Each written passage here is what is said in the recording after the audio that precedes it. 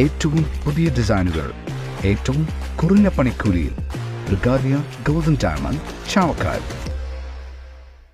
തകർന്നു കിടക്കുന്ന തൃശൂർ കുന്നംകുളം റോഡ് സഞ്ചാര യോഗ്യമാക്കണമെന്നാവശ്യപ്പെട്ട് SDPI നേതാവ് നടത്തുന്ന മരണം വരെയുള്ള നിരാഹാര സമരം ആശുപത്രിയിലും തുടരുന്നു.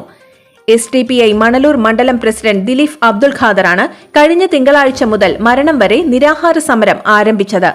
ആരോഗ്യനില മോശമായതിനെ തുടർന്ന് 5ാം ദിവസമായ ഇന്നലെ രാത്രി ദിലീഫ് അബ്ദുൽ ഖാദറിനെ കുന്നംകുളം പോലീസ് സമരപന്തലിൽ നിന്ന് അറസ്റ്റ് ചെയ്ത് കുന്നംകുളം താലൂക്ക് ആശുപത്രിയിലേക്ക് മാറ്റിയിരുന്നു.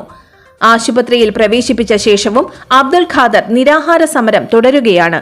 മന്ത്രിക്കും കളക്ടർക്കും താൻ നൽകിയ പരാതിയിൽ ഇതുവരെ ഒരു തീരുമാനവും ഉണ്ടായിട്ടില്ലെന്നും പരാതിക്ക് പരിഹാരമാകും വരെ സമരം തുടരുമെന്നും ദിലീഫ് അബ്ദുൽ ഖാദർ പറഞ്ഞു. ഇത്തരം പരാതികൾക്കൊന്നും ഇതുവരെ തീരുമാനമായിട്ടില്ല.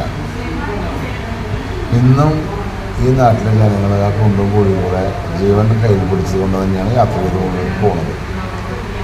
അപ്പോൾ എൻ്റെ നിരാഹാര സമരം ഞാൻ കളക്ടർ മുന്നിൽ പറഞ്ഞിട്ടുള്ളത്, റോഡ് പണി തുടങ്ങി സഞ്ചാരികൾക്കുമാക്കാൻ നടപടി സ്വീകരിച്ചാൽ ഞാൻ നിരാഹാരം അവസാനിക്കുന്നത് പറഞ്ഞിട്ടുള്ളത്.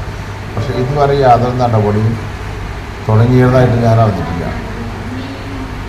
മാത്രമല്ല വളരെ അശാസ്ത്രീയമായ രീതിയിൽ വേസ്റ്റ് കൊണ്ടുവന്നിട്ട് കുഴികളെ ഡംപ് ചെയ്യുന്ന ഏർപ്പാട് വീണ്ടും തുറന്നുകൊണ്ടിരിക്കണം. ജില്ലാ കളക്ടർ ഉത്തരവ് 7 ദിവസത്തിനകം റോഡ് ജനങ്ങൾക്ക് സഞ്ചാരികൾക്ക് കൊടുക്കണമെന്നാണ്.